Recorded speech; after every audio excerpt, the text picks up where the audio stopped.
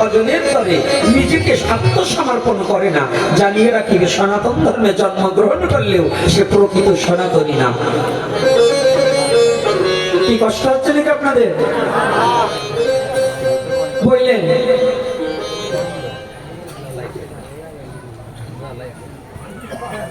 তাহলে শ্রেষ্ঠ থেকে দেবতা পর্যন্ত যার চরণ বন্দনা করেছে। আপনারা যে দেবতার পুজো করছেন, যদি কোনো ব্রাহ্মণ কোনো বৈষ্ণব যে আছেন যারা দেবতার পূজারী আছেন, আমি দেবতাকে সম্মান করি। পূজা মানে ভগবান মানা নয়, ঈশ্বর মানা নয়। পূজা মানে তাকে শ্রদ্ধা অর্ঘ দান করা। তাহলে আমার বাবাকেও আমি শ্রদ্ধা করতে পারি। এখানে যতজন এসেছেন আপনার চরণে আমি পুষ্প প্রদান করতে পারি, শ্রদ্ধা করতে পারি। তাই দেবতাকেও তদ্রূপ আমি গোপীনাথ শ্রদ্ধা করি, কিন্তু ঈশ্বর মানি না। একলা ঈশ্বর কৃষ্ণ, আর সব ভিত্ত যারে তৈছে করায় নিত্য, সে তৈছে করে নিত্য। যদি আঙুল তুলেন আমার উপরে নয়, শাস্ত্রের উপরে তুলবেন। আমি কিছু বলি নাই, এটা শাস্ত্রকার বলেছে। যদি মামলা করতে হয় তার সাথে করবেন, ঝগড়া করতে হয় তার সাথে করবেন, কিন্তু আমি তিনি যেটা লিখেছেন আমি সেটা বলেছি। বলে না গো রাধে রাধে নাকি বাবা? একলা ঈশ্বর কৃষ্ণ, আর সব ভিত্ত। ভিত্ত মানে দাস, ভিত্ত মানে দাস। ভালো করে একেবারে আগাটুকুরা যারা আছেন, আমার অনেক ব্রাহ্মণ বাবারা, ব্রাহ্মণ না বাউন তা জানি না, যদি ব্রাহ্মণ হন প্রণাম জানাই, আর যদি বাউন হন তাহলে প্রণাম জানাই না।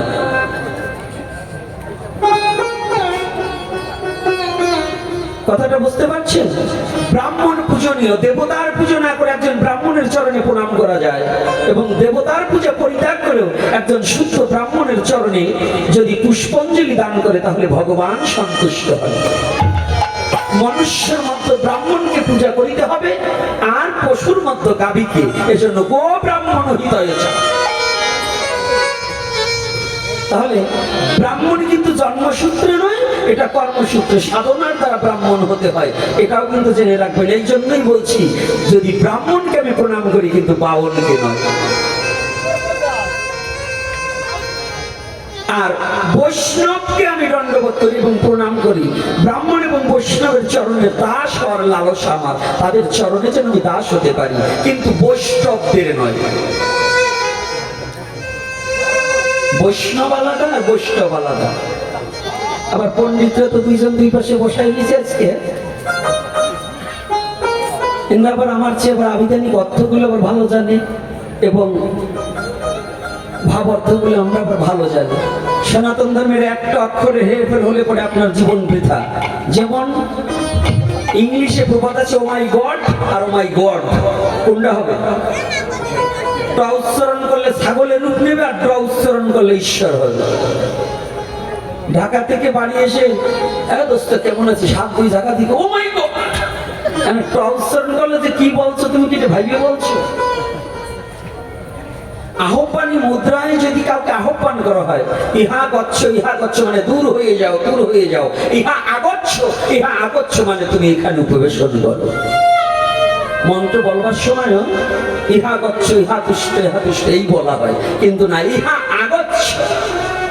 এজন্য প্রতিটা ভাষা, অন্যান্য ধর্মে কি আছে এটা আমি জানি না, সনাতন ধর্মের আবিধানিক অর্থ এবং অক্ষরগুলোর কোন অক্ষরের পাশে কোন অক্ষর বসলে তার সঠিক উচ্চারণ কি হবে এটা অনেকেই আমরা জানি না। যেমন মহাখণ্ডীয়তা, আমরা কি উচ্চারণ করি? মত না,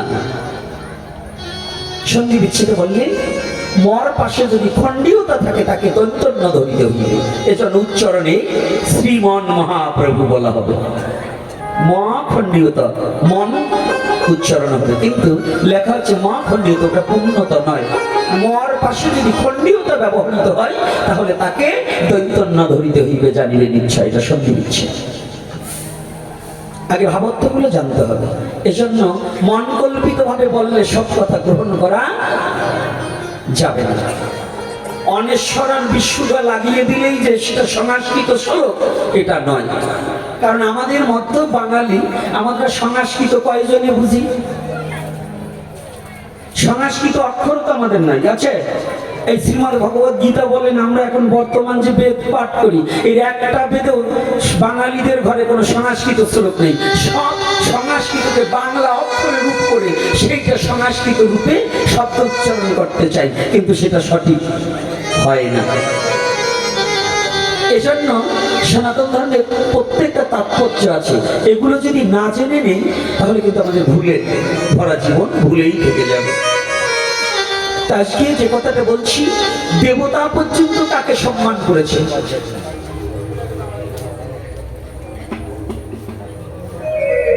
সে কে জানেন তো? আমি আজকে একেবারে জোর কণ্ঠে একটা কথা বলে দিচ্ছি, ভগবানের নিজের পাঠশালায় যেতে হয়েছে, কিন্তু ভগবানের ভক্তের পাঠশালায় যেতে পারি না।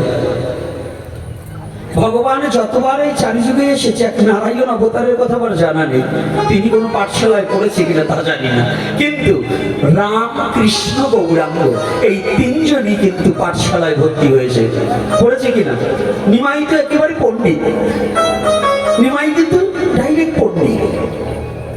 রামচন্দ্র বিদ্যা অর্জনের জন্য পাঠশালায় গিয়েছে, কৃষ্ণচন্দ্র গিয়েছে, নাকি?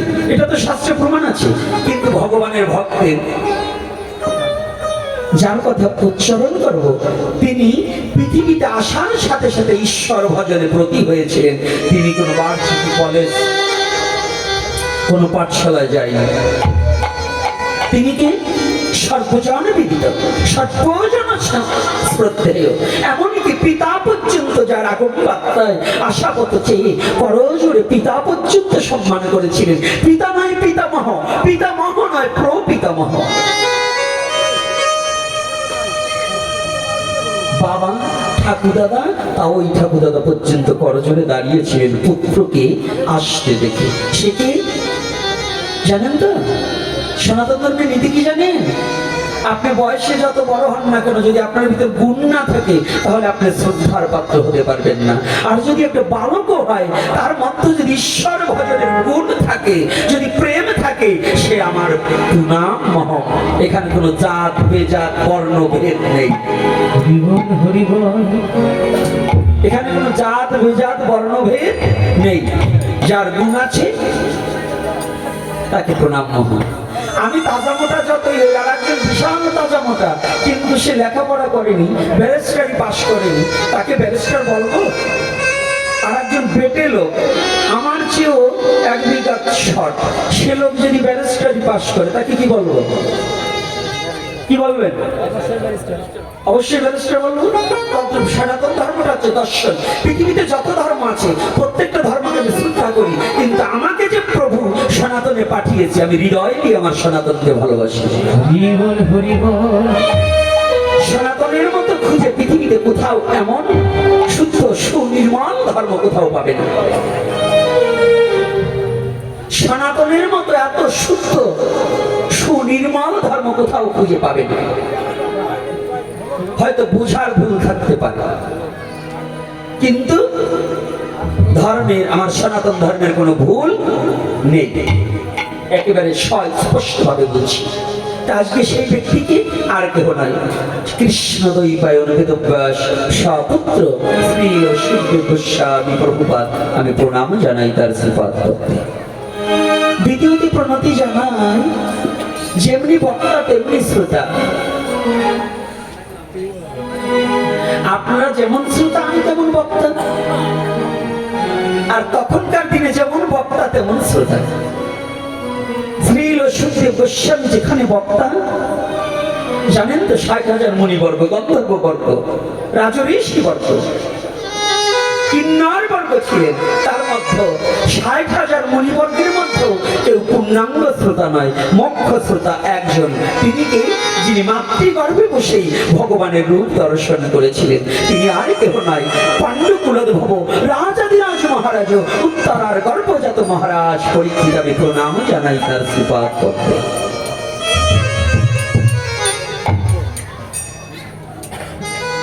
গতকাল কোথা থেকে আলোচনা করেছে আমি তো জানি না, আবার একটা লীলা দুই বাব্যটা যদি আলোচনা করি তো ঝামেলা। কোথা থেকে আলোচনা ছিল? আরে গৌরীলা কি এতটুকু নাকি? কোথা থেকে একটা ধরিয়ে দাও, তারপরে বলি।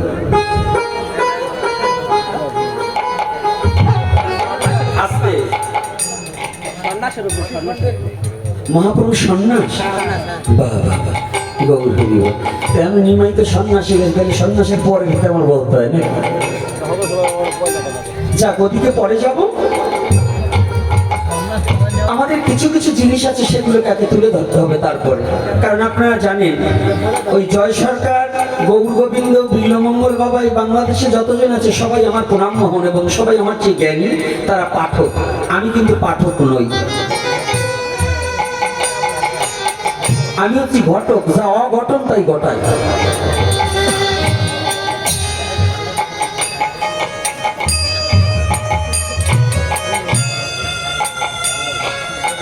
এর কারণ হচ্ছে,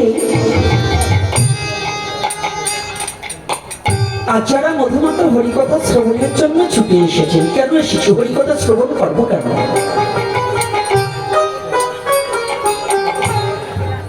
জরনিদ্রা পরিহরি শ্রবণ করিতে হরি, বদনে বলিতে হরি, আজ যে ছুটে এসেছেন কেন? হরিকথা শুনে আমাদের কাজটা কি? শাস্ত্রকার বললেন, জগৎজীব তুমি জানো না, এ হরি কথা শুধু হরি কথা নয়, এটা যে মহা ঔষধি। জগৎ যে পানি করিলে যায় ভব বেধি, ভব বেধি।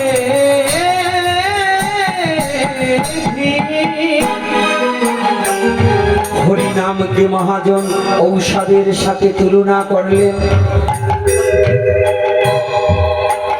হরিনামকে মহাজন ঔষধের সাথে তুলনা করলেন।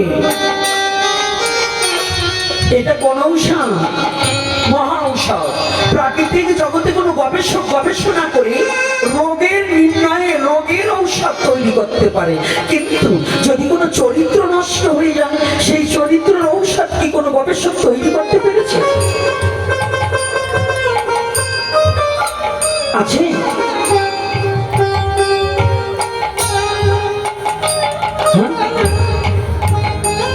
আমার সুভাষ বাবা কই? চেয়ারম্যান সাহেব কি আসছে নাকি? চেয়ারম্যান বাবু আসছে?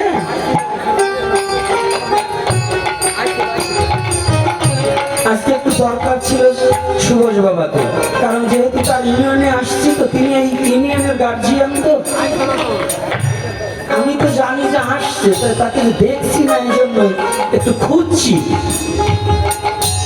আর যদি না হয় একটু ফোন করে আনুন যে তোমার গোপীনাথ তোমাকে দেখতে চায়। আজকে কোন গবেষক পৃথিবীতে যদি একজন, এখানে যত মানুষ আছেন, হিন্দু, মুসলমান, বৌদ্ধ, খ্রিস্টান, যদি একটা ব্যক্তি আমাকে হাত উঁচু করে বলতে পারেন যে অমুক বৈজ্ঞানিক এই চরিত্র সংশোধনের জন্য একটা মেডিসিন তৈরি করেছে, আছে বাবা? যদি কারো চরিত্র নষ্ট হয়ে যায়, অসৎ চরিত্র সৎ চরিত্র করতে পারে, এমন কোন মেডিসিন পৃথিবীতে আছে? কোন বৈজ্ঞানিক তৈরি করতে পারে নাই, তবে আছে। সেটা আমার সনাতন ধর্মে আছে, অন্য ধর্মে আছে কিনা তা আমার জানার দরকার নেই। আছে কোন ধর্মে?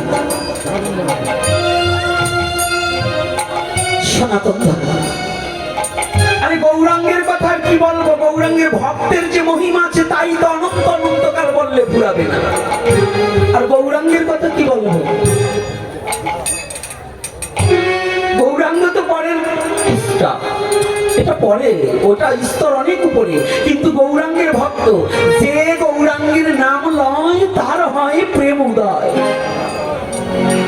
গৌরাঙ্গ নাম একবার লইলে প্রেম উদয় হবে। তবে ওখানে আলোচনা করার আগে আসুন একটু রাধা মাধব কীর্তন করে নিয়ে তারপরে দেখি আজকে গৌর হরি কোন জায়গায় কি বলা নাকি। রাধে রাধে, ওই মালা কই দেওয়া।